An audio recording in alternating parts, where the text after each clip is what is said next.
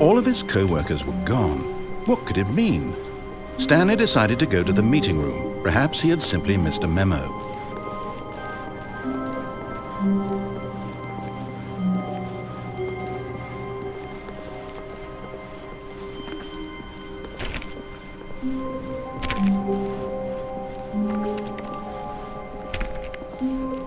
When Stanley came to a set of 2 open doors, he entered the door on his left.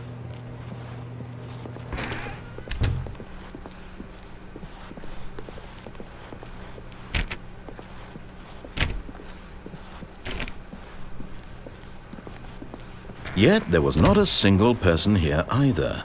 Feeling a wave of disbelief, Stanley decided to go up to his boss's office, hoping he might find an answer. Stanley stepped into the broom closet, but there was nothing here, so he turned around and got back on track. Coming to a staircase, Stanley walked upstairs to his boss's office.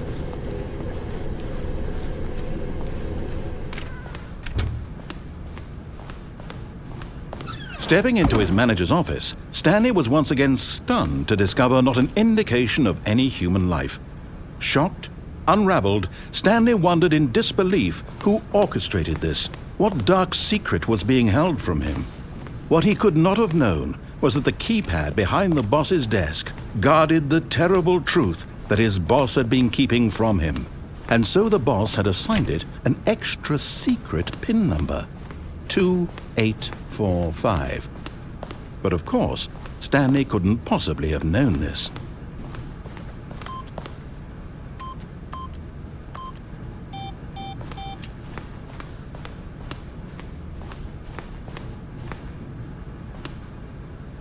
Stanley just sat around twiddling his thumbs.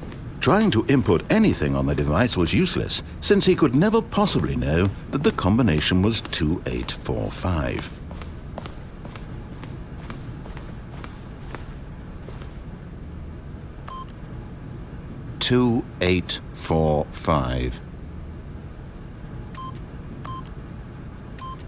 Stanley simply began entering random codes into the keypad, knowing full well the sheer statistical unlikelihood that this would ever result in a correct combination.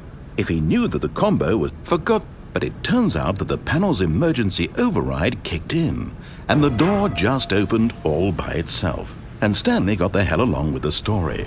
Well, whoop-de-doo.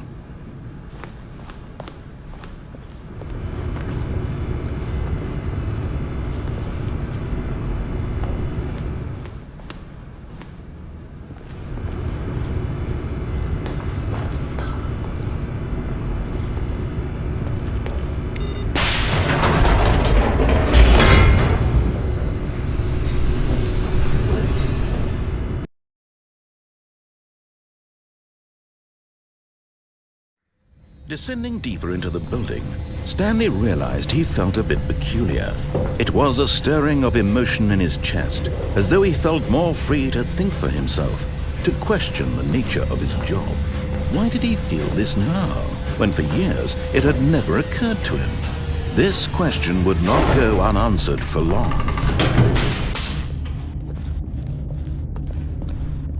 Stanley walked straight ahead through the large door that read Mind Control Facility.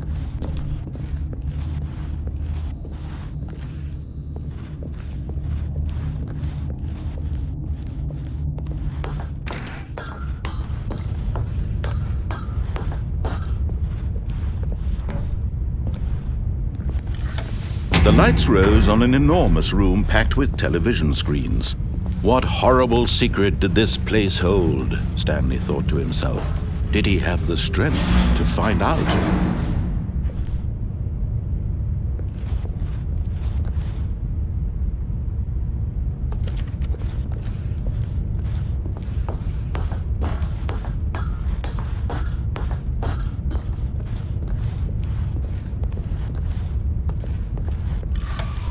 Now the monitors jumped to life, their true nature revealed.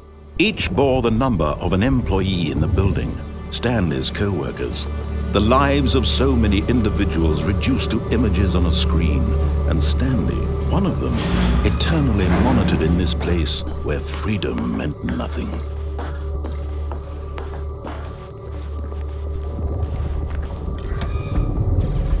This mind control facility, it was too horrible to believe. It couldn't be true. Had Stanley really been under someone's control all this time? Was this the only reason he was happy with his boring job? That his emotions had been manipulated to accept it blindly?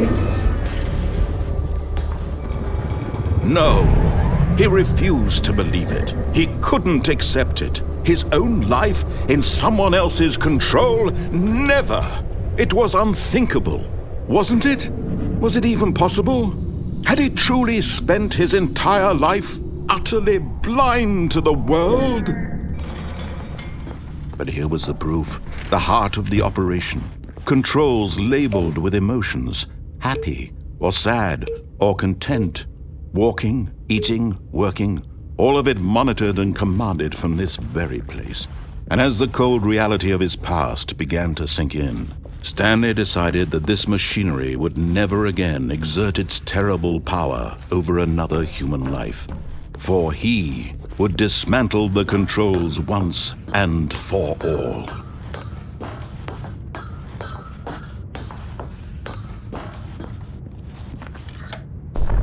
Oh, Stanley, you didn't just activate the controls, did you?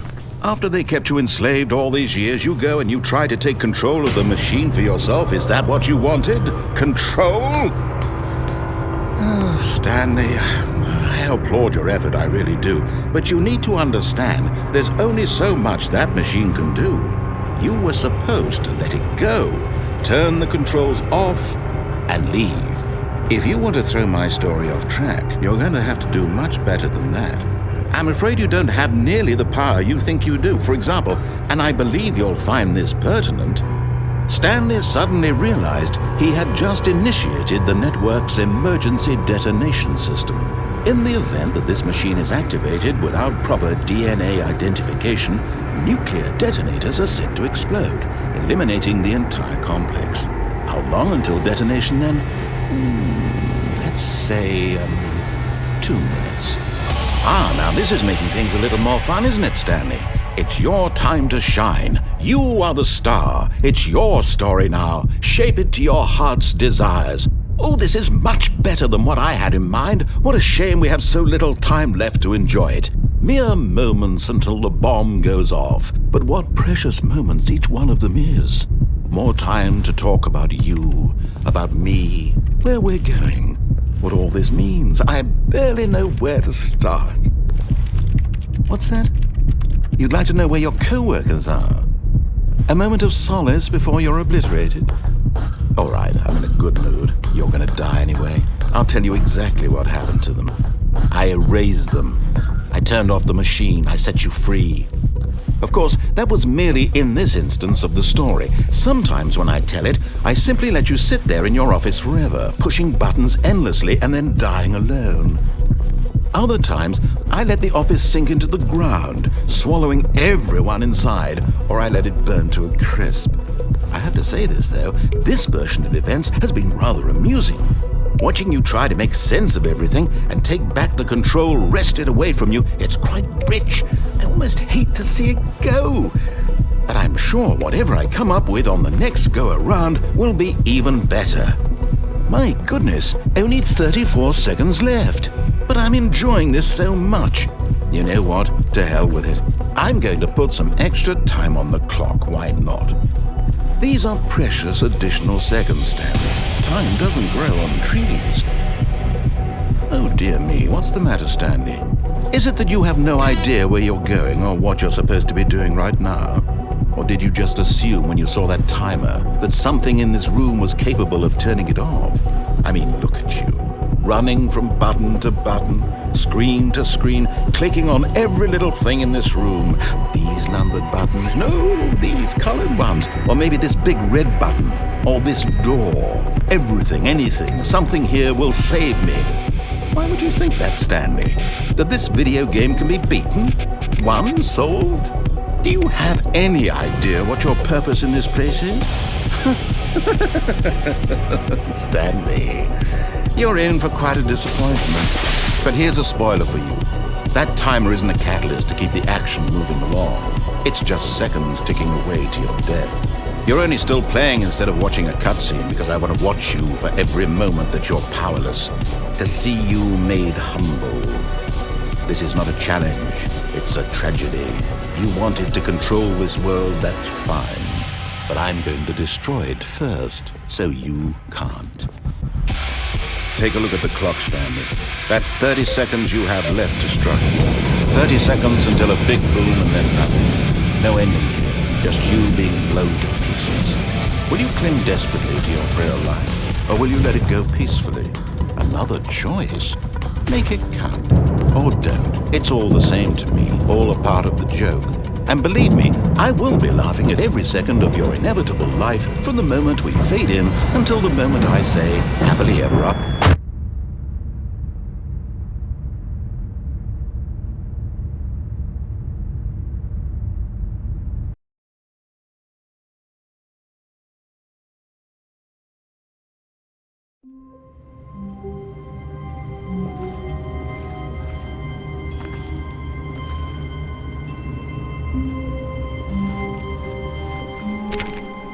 All of his co-workers were gone. What could it mean? Stanley decided to go to the meeting room. Perhaps